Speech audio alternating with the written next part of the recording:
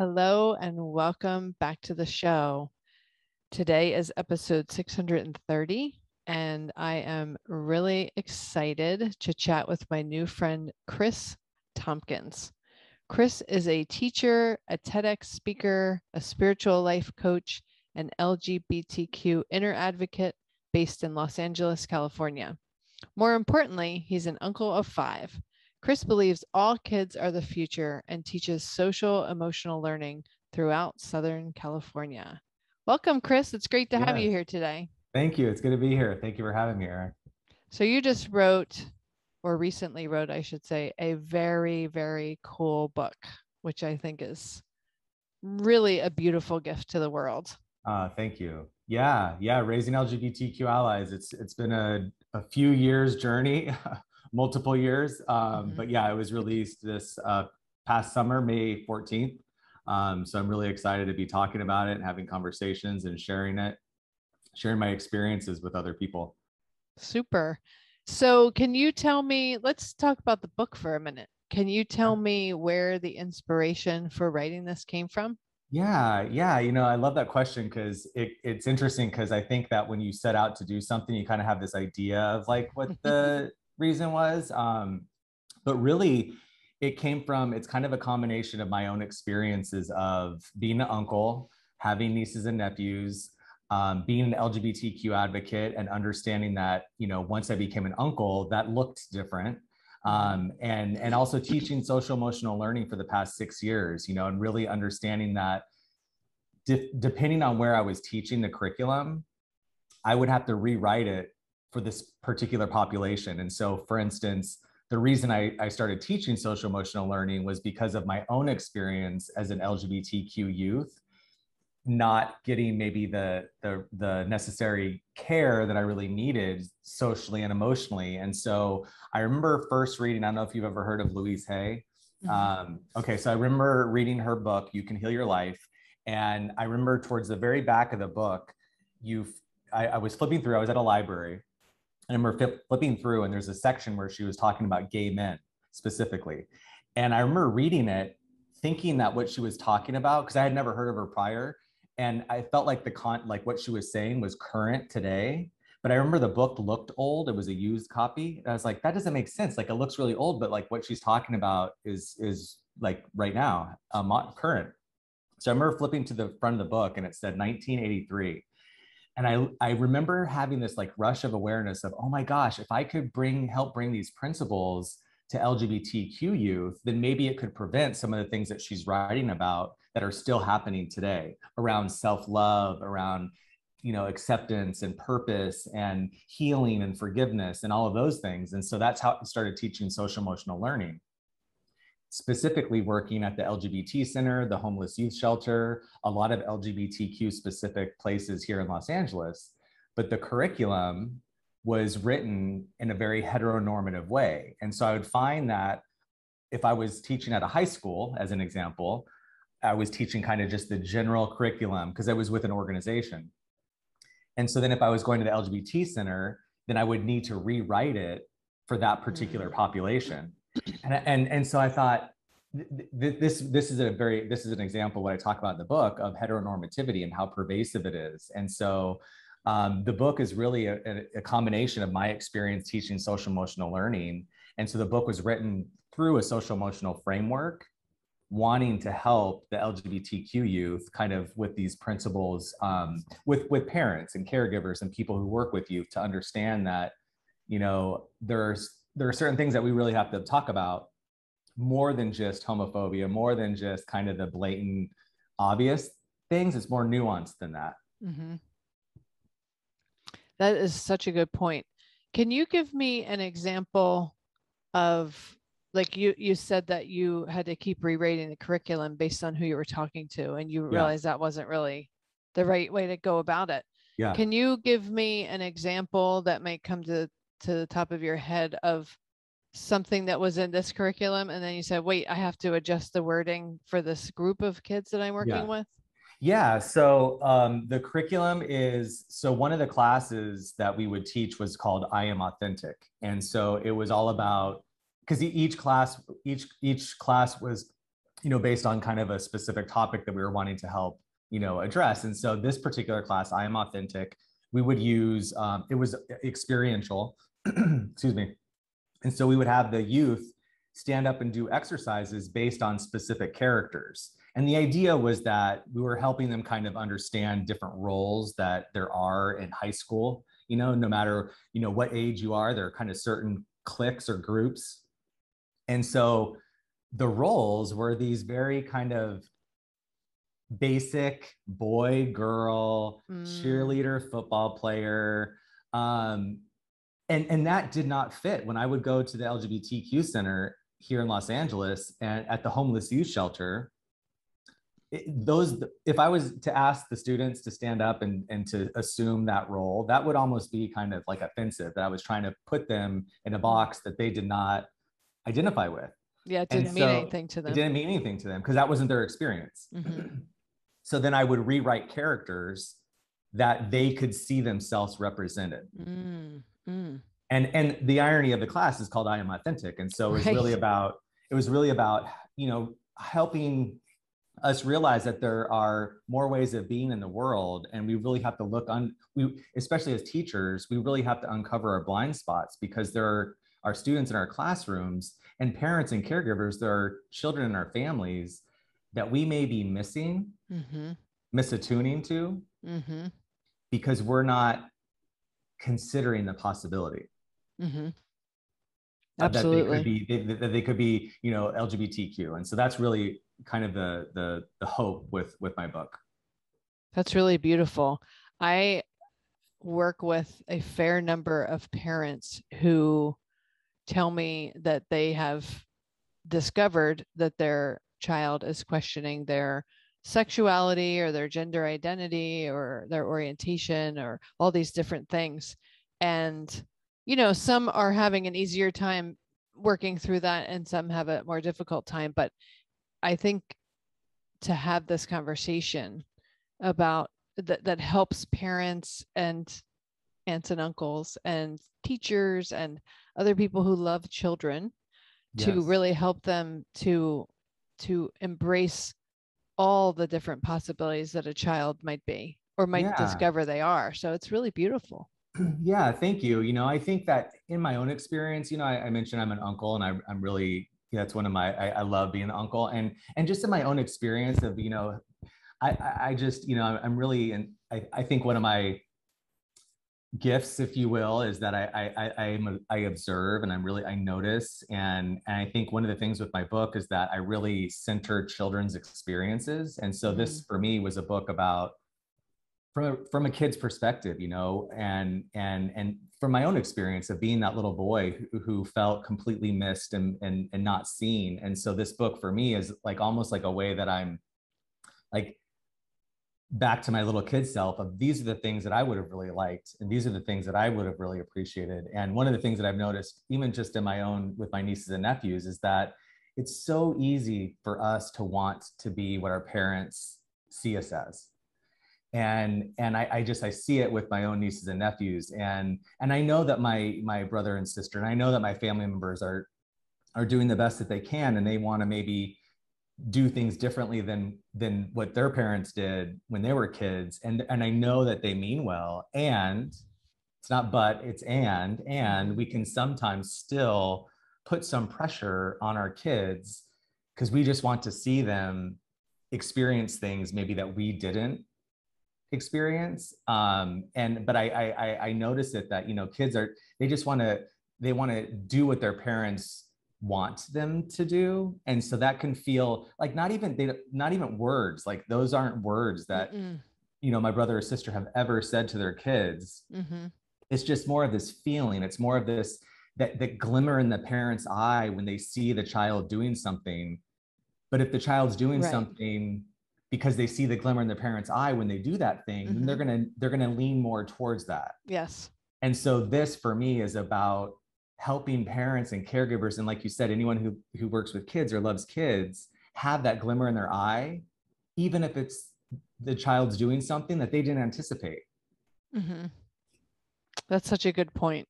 It sounds like your nieces and nephews really shook something up inside of you to spur you to, I don't know, see something different, see the world in a different way. Do you know exactly what happened when you became an uncle? Yeah, I love that question. So that's also another really big reason that I wrote the book, is because, and I write about this in the book, I talk about it, is that I was in Arizona. So I live in Los Angeles, I'm from Arizona, and I was in Arizona giving a workshop at a conference, the Arizona Equality and Justice Conference, which is an LGBTQ specific conference. And it's just interesting. My family knew that I was going to this conference, I was giving this workshop, and the irony is this is how pervasive kind of these more nuanced, like I mentioned heteronormativity a lot, because I think that that's, for a lot of your listeners, maybe a newer term. And it's because most of the time when we think of, raising LGBTQ allies, like preventing homophobia or transphobia, like those are more words that I think people are familiar with. But I actually think that sometimes those words can be more, they can distract us, because when I hear the word homophobia or transphobia, and I write about this in the book, it's not a phobia. It's not that like, a phobia is like a diagnosable condition where you have a bodily, like it's a somatic experience. And so it's not that I have a somatic fear experience when I, have maybe my child's questioning their identity. It's that we have to really pierce through the layers of heteronormativity and heterosexism and the societal messages that are dominant in our culture, that children have to kind of like, it's like a plant, it's like a seed growing underneath a slab of concrete. And grass can grow through, but it may take time. It may take time for the concrete to break. And so this is a way to kind of remove that concrete slab and that's what heteronormativity feels like for a child who is LGBTQ, constantly going through their day, and just this almost like, I call it like humidity. It's like this kind of like thickness in the air that you can't really explanation or description. Yeah, you can't see it, but you feel it. And so for my family, you asked about my, what changed, being an aunt and uncle. So I was at this conference, and afterwards my mom had a big family function. And so one of my childhood friends, who's female, was over, and my nephew, she was sitting next to me, and my nephew, who was 6 at the time, asked if she was my girlfriend. And I remember in that moment just noticing everyone's faces and in my family, because they knew, I mean, I've been out his whole life. Yeah. But it was more like they were uncomfortable. Right. How do we answer this? How do we deal with this? Yeah. And so then later that kind of propelled me on a path of talking to my family members, extended family members, people who I knew had kids. And most of the conversations were like, yeah, I thought about it, I just don't know what to say. Or my sister, I asked her, and because I just assumed that they had, because I live out of state and I've never had a relationship, so I've not brought a partner home. And so I just kind of thought that they maybe,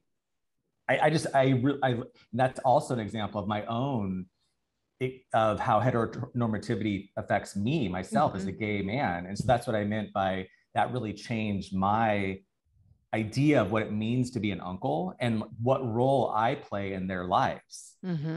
Sitting on the sidelines and just expecting certain things, not just about my identity as a gay man, but just in general, what things am I doing proactively to help contribute to their life? So that's what that was. And I do think that children are our future. I mean, that's just not a catchphrase. It's actually the truth. And if we can raise children who are wise and insightful and compassionate and caring and inclusive, then we're going to help to create a better world into the future. And what better gift can we give to ourselves, to each other, to every human on the planet? Yes, I really agree with that. I say that all the time whenever I teach a class. I'm like, you're the future. And I mean that literally. Yeah. Because it's not just a catchphrase. It's like actually the truth. It really, really is. I was having a conversation with a friend recently, and we were talking about heteronormativity. And we were talking about like when kids grow up, the classic, your Prince Charming is going to come, but you say that to a girl, or we're going to play house. Who wants to be the mom? Who wants to be the dad? It's just, it's just so subtle and so it's automatic. So it's so automatic, and it's been that way for so many generations that you didn't even realize until you start having conversations like we're having now. You don't even realize, you know, the girl gets the pink outfit, the boy gets the blue outfit, and you know, the girl gets the dolls, the boy gets the trucks. It's so ingrained in every layer of the way we raise our kids, or have historically raised our kids. Hopefully it will unwind some of that moving forward, but it's so ingrained that until you take a minute and really think about it, or read a book like yours, or have this kind of a conversation, you don't even realize how pervasive it is. It's unbelievable when you start really looking at the layers. I appreciate you saying that, because it's true. And I think that, you know, maybe for your listeners, an exercise, because it's more than just inside the home and how we raise our kids. It's everywhere. You know, excuse me. It's when I go to the grocery store the other day and I'm standing in line, and just, you know, one of the things with the book, I broke it up into 3 sections: awareness, willingness, and then change. And I really believe that in order to create the change, we have to have awareness. And so these conversations, and it's not that, you know, parents are like some parents are maliciously like, I'm going to raise my kids heteronormatively, you know? No. It's just, we all come, that's what the subtitle of my book. The subtitle of my book is Changing the Messages from the Playground, because messages from the playground are a through line throughout my book that I talk about. I describe the subconscious beliefs that we literally take in. It's kind of like pollen that just, it's in the air. We don't even know it's there. You don't even know it's there. And so an exercise would be maybe, you know, today, whenever you're listening to this episode, if you just maybe think, I'm going to go about my day today, and I'm just going to pick up consciously, I'm aware of the heteronormative messages that maybe I'm going to start to notice, and see what that brings for you. And I know that, you know, when I go about my day, like I mentioned the other day, I was at the, you know, standing in line at the grocery store, and there was an older man talking to a younger woman, and he was like, "Oh, so do you have a boyfriend?" And that's such an innocent question, and I completely understand. But those are the questions that I used to get when I was gay and still in the closet. That literally caused me so much shame, because when someone would assume that I was straight, then it meant that I was supposed to be that way. And that's how it felt. And so I just think of one of the things with my book is I really think of, you know, I'm an adult, I'm staying at the grocery store, and I hear that question. Like I have enough sense of self to know like that, okay, that's a question. I think of kids. Like, what are the kids who are constantly hearing these questions? And so this is about kind of introducing another way, like similar to the curriculum that I mentioned that I would rewrite, is like, do you have a boyfriend or a girlfriend? And that's what I started doing with my nieces and nephews, is that, you know, I would start to introduce kind of expanded ways of asking my questions. Because with a question, the way that it's asked can almost, I mean, you know this because I'm sure you do a lot of interviews. And so, I mean, you know, I think this is episode 630 something. So you've done a lot of interviews. And so questions are really important. And so sometimes when the way you word them. And the way you word them. And sometimes the way that you ask a question, it could almost feel judgmental or put pressure on the person. Or presuppose the answer, sort of. Exactly. Yeah. And as I'm learning more about the LGBTQ community, I have a family member who has really taught me, this person is on the leading edge of it and was an LGBTQ youth before it was mainstream, not that it's mainstream, but as accepted as it is today, even though we have a long way to go. And so this person has been opening my eyes for years and teaching me. But as I've watched them grow and develop and evolve and figure out who they are and explore those different things, they went through putting different ones of those LGBTQ letters on them. different labels. And they thought they were this, and then they thought they were that, and now they currently think they're that. And so as I learn more and more about all of these different topics, I realize that it's first of all, it's a constantly evolving thing. I know new letters get added all the time, which is why a lot of times we see a plus at the end of it, because as people we're all humans and we're all evolving and we're all figuring out ourselves till the day we die. And so we might, like my family member, we might feel like we're this, but then time goes and we evolve and we realize more about ourselves, and we realize that doesn't really seem to be in alignment. I don't feel aligned with that. I feel like this. And so this person went from feeling attracted to women and then went through an evolution to feeling gender non-binary currently. So, they went through an interesting metamorphosis where it wasn't just who am I attracted to, it was who am I? Yeah. Who do I feel like I am? So I appreciate them so much for all they've taught me. Yeah. And I think it's just so interesting how pervasive our gender norms are. Yeah. And like, even like you were saying, even that question of, do you have a boyfriend, or do you have a boyfriend or a girlfriend? I even can see like a 3.0 version of that question, which is, do you like anyone? Yeah. Because what if the person they like isn't a boy or a girl, or doesn't feel that way? So it's a constant evolution of who we are learning ourselves to be, and who we're learning about our loved ones, and how we can be really good allies and advocates, and it's just as welcoming and as inclusive and accepting as we can. I think that's just the most important thing. It is. Yeah. Yeah.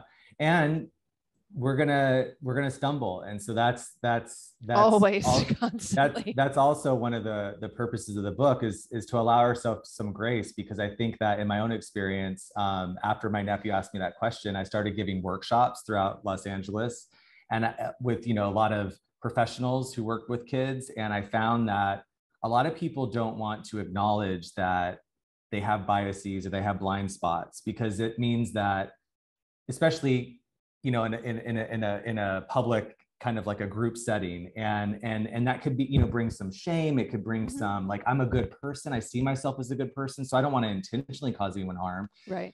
I found though that really prevents us from having open and honest conversations, and this is really important, I think, piece to remember, is that being able to have open and honest conversations that's where the growth happens. And so when we prevent ourselves from making a mistake, that's where a lot of parents, in my own experience, avoid having the conversation because they don't want to make a mistake. And so I just want to give anyone out there listening permission, to make a mistake, because I also, one of the things I encourage is we're going to make ruptures, but where there's a rupture, there's an opportunity to repair. And the repair is really like what strengthens the relationship. That's where intimacy is. And so, especially with kids, oh my goodness, like how many ruptures, with my nieces and nephews, or the kids in my class, and that I work with. And so it's about the rupture. And then we get to model to them what it's like to make a repair. Right. I'll volunteer myself as the first person to, not the first person, but in our conversation, to be a person who will share my story with my family member, of a person who made plenty of mistakes and fumbles and said wrong things. When they first came out as thinking they were lesbian, I thought that, first of all, I'm not surprised because of how I knew this person to be. And second of all, it's great. Wonderful. Congratulations. I'm glad you feel like you know who you are, and celebrate it. And I'm behind you 100%. That part was not hard for me to wrap my head around at all. It was super easy.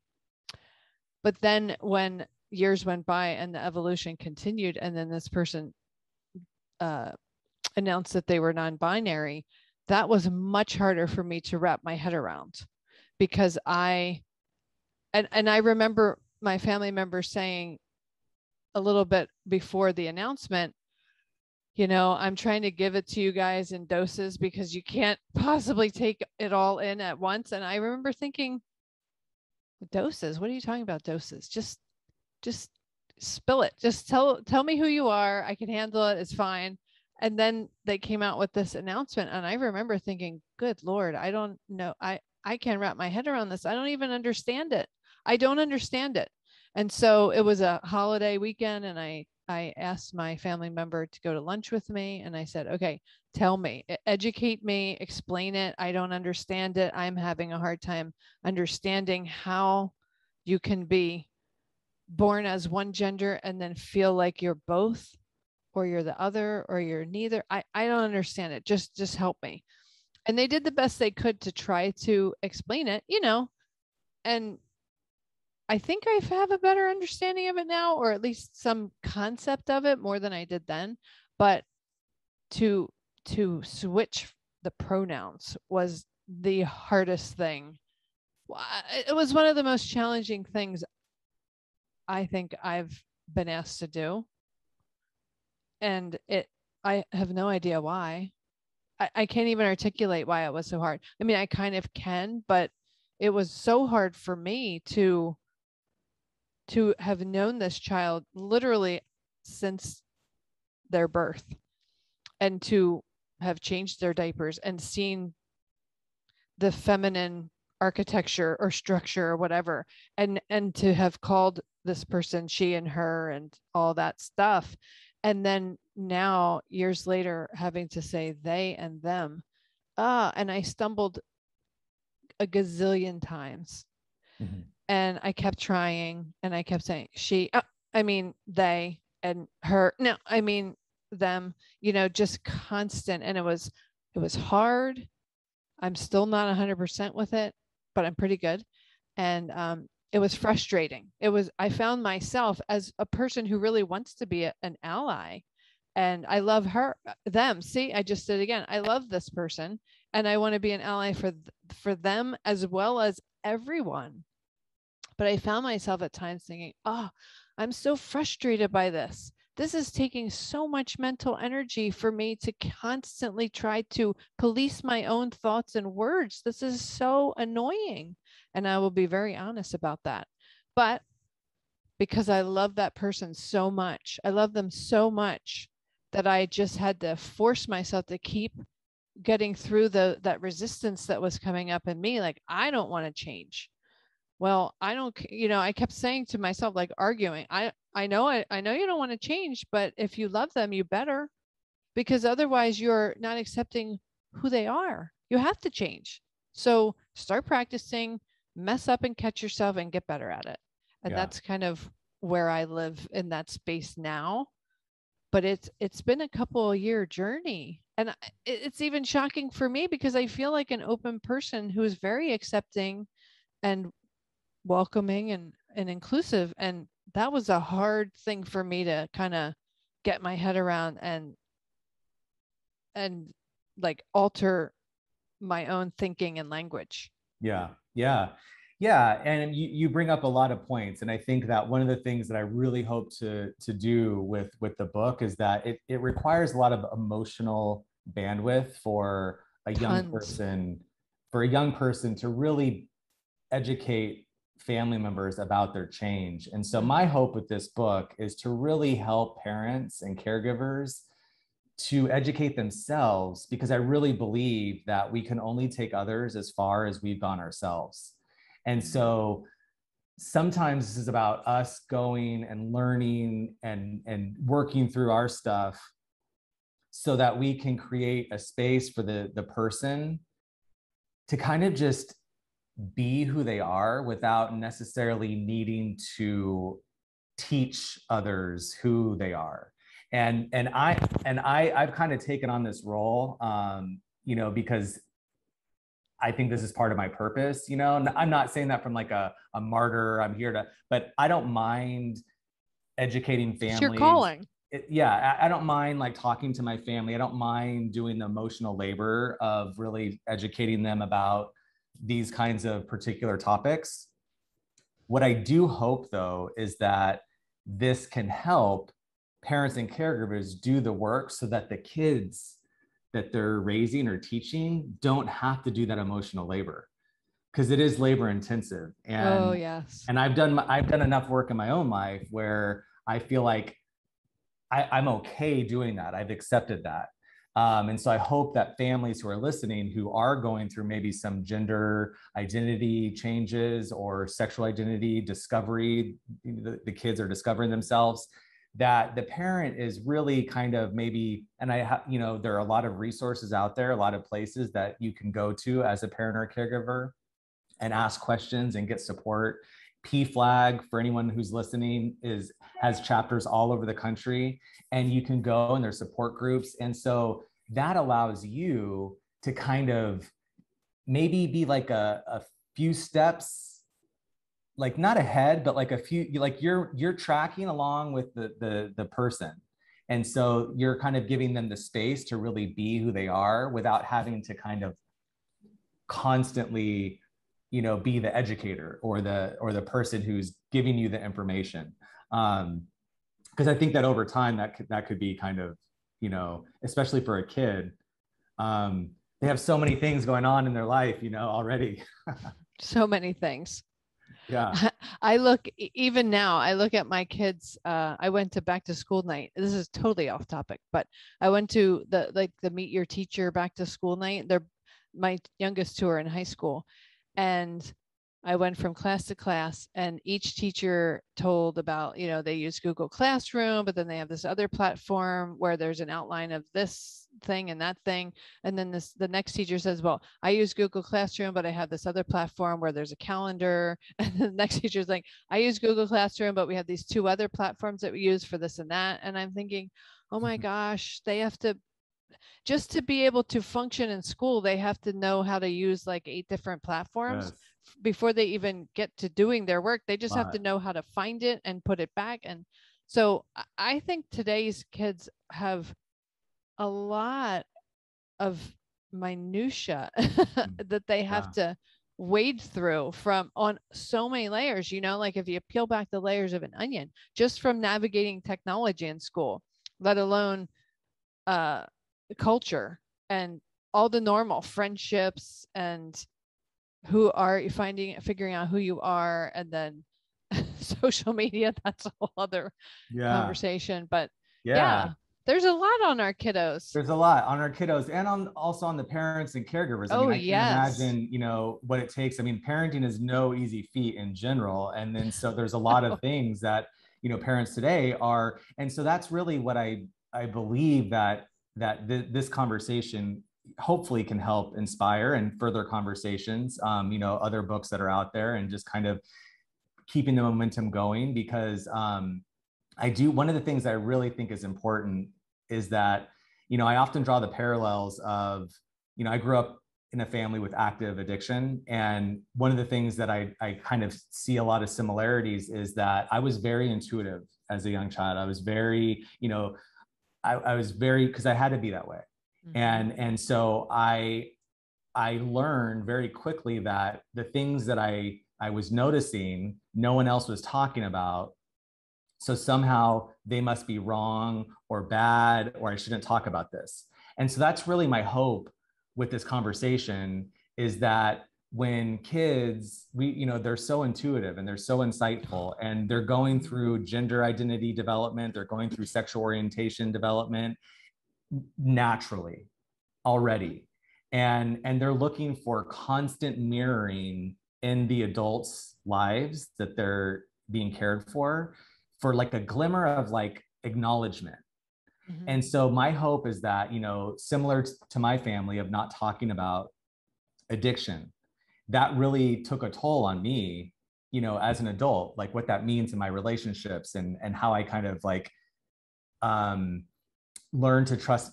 It was a journey of learning to trust my own intuition, because it was right the whole time, but I just learned that I was not right, or I was told right, like So it not right, confused you. so confused because no one was talking about it. And so my hope is that this conversation is a way that we can help kids who are going through these things normally and naturally, that we can just take away the shame and the stigma and some of the messages that we as adults, you know, just from our kind of generations picked up, you know, because my mom, you know, she comes from a generation where they didn't talk about anything. They Right. didn't talk, they didn't talk about, you know, and It so was so taboo back then. yeah. So she was only able to, like I said before, take me as far as she had gone in her life. And so, you know, I really do believe that this book is in a lot of ways a spiritual book, because I do believe, when I say spiritual, I mean, for me, it's about doing the work ourselves Mm-hmm. before we can be of service to others.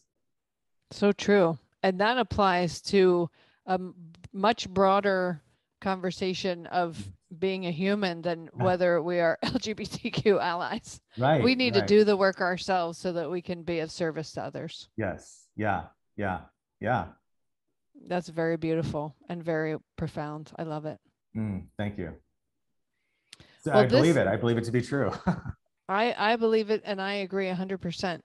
This has been a wonderful conversation, and I hope that we have really uh, turned on some light bulbs of pondering and curiosity in the minds of my listeners, because I am 100%, and I bet you agree with me, I'm 100% certain that there is at least one, and I know it's more than one parent listening, who it's going to turn out that their child is in the LGBTQ community and they have no idea. Right. And they will find out. Yeah. And if they can be prepared by having listened to this conversation between you and me, then maybe it makes that announcement a little less startling, a little less traumatic for everyone, and it makes that process just a little bit more easy for that parent and that child. Yes. Yeah. Yeah. I love that. And I think, and even if their child isn't, they're going to play with the kid who is. They're going to know a Absolutely. child at school who is. And so this is really a way that we can help all kids, help other kids feel seen and heard. And that's what that's what we can do by helping to have these conversations. And that's a really good point too. Thank you for pointing that out, because if it's not their child, it could be their child's best friend, or Yeah. it could be their next door neighbor, or it could be their niece or nephew, or a Yeah. child in their family, or whomever they come across, but they love and care for this child and then find out that they're in the LGBTQ community. So how can they just create a more inclusive Yes. life? Yeah. Just whoever the person is, just the person you meet walking down the street, whatever, Yeah. would Yeah. just create a better, kinder, gentler world Yeah. by having these Yeah. kinds of conversations. 100%. If I could just lastly quickly share, I remember talking to my niece and nephew when they were in middle school, grade school, or middle school. And I remember asking them if they had any LGBTQ kids at their school. And they both said, no, I think there's, you know, one kid, but they're not, you know, they haven't completely, like, they're not really sure. And I was like, out of your whole school, there's really no one who's LGBTQ. And they both were like, yeah, no. And I was like, well, so do you think that out of all your school, there's no LGBTQ kids, or do you think that maybe they don't necessarily feel completely safe to be who they are, to share that with everyone? And they thought for a second, and they're like, yeah, you know, maybe that's true. And I was like, so, you know, why do you think that they wouldn't feel safe or to be who they are at your school? And so it turned into this really beautiful conversation with my niece and nephew, who were at the time, I think, gosh, in middle school, you're probably like 11 or 12, maybe years old, and even younger. And we were just, I could see the light bulbs in their eyes of like, oh, wow, there are kids right now at my school who are LGBTQ, and I don't know that. So what can I do to help, even in conversations in the classroom or in the hallways, where I'm kind of just with my words and what I say, helping create a space for a kid who is LGBTQ to kind of pick up on that. And that's what we get to do. That's beautiful. And just think of the ripple effect that your conversation with your niece and nephew has out to untold numbers of people, because they may make a child, a peer, feel comfortable and accepted that they will never even know. It will never come up in conversation. They will never know the positive influence or impact they had on one of their peers. And it's so beautiful to think of that. Yeah. Yeah. Yeah, it is. So I'm grateful to be having these conversations. And I think that that's the whole point, is to do the ripple effects. And that's how we make a better world, right? Yes, exactly. So I hope that everybody runs out and gets a copy of your book, because I think I almost feel like it should be required reading for parents, just so that we are raising a generation of kids who will love and support each other no matter who they are or what they feel or believe or think. And that's what we need in this world. So I think all parents should run out and get a copy of your book right away. Yes. Thank you. I appreciate that. And I agree as well. So thank you. So where can people find your book and find out more about you and your work? Yeah, thank you. The book is available anywhere books are sold. So Amazon, Barnes and Noble, Goodreads, and they're welcome to go to my website. My website is aroadtriptolove.com. And my handle on social media, Twitter, Instagram, is also the same, A Road Trip to Love. So they're welcome to find me there as well. That's a cool handle. I love it. Yeah, thank you. That's another podcast. That's another interview. Yeah. Very, very good. I love it. And I will come back to hear that story too. Okay. Thank you.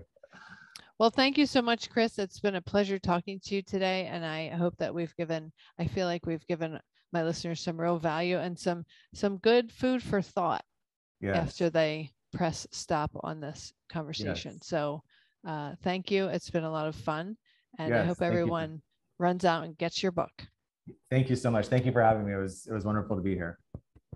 So that wraps up today's episode. Wherever you are in this world, I hope that you make it a very eye-opening, curious, and welcoming day for yourself.